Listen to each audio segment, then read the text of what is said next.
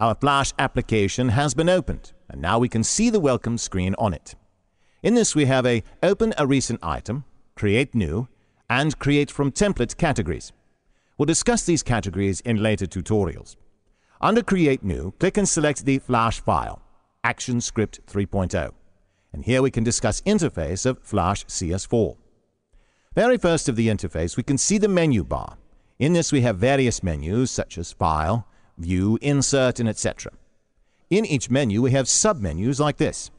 Now next we have the title bar, which shows the name of the document, and here it shows Untitled, which means that we haven't saved our document as of yet.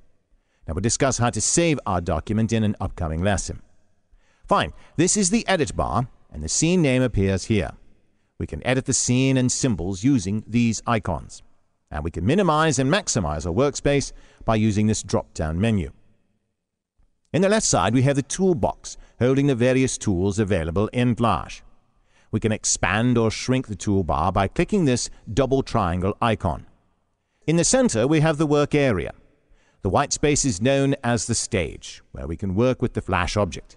The gray area is called the pasteboard. On the right side, we have the panel window, where we can expand and shrink the panel by clicking Expand and Collapse panel icons. Also, we can open each panel by clicking its corresponding icon. In Flash, we have many panels like Properties, Color, Swatches, and so forth. For example, now if we want to open the Info panel, then go to the Window menu and select Info panel. This panel displays the information about the objects that we place on the stage. Drag this panel and place it with the other panels such as this. Similarly, we can open our respective panels and work on it. Finally, here we have Timeline, which is used to create animations. Therefore, from here we have learned about the interface of Flash CS4.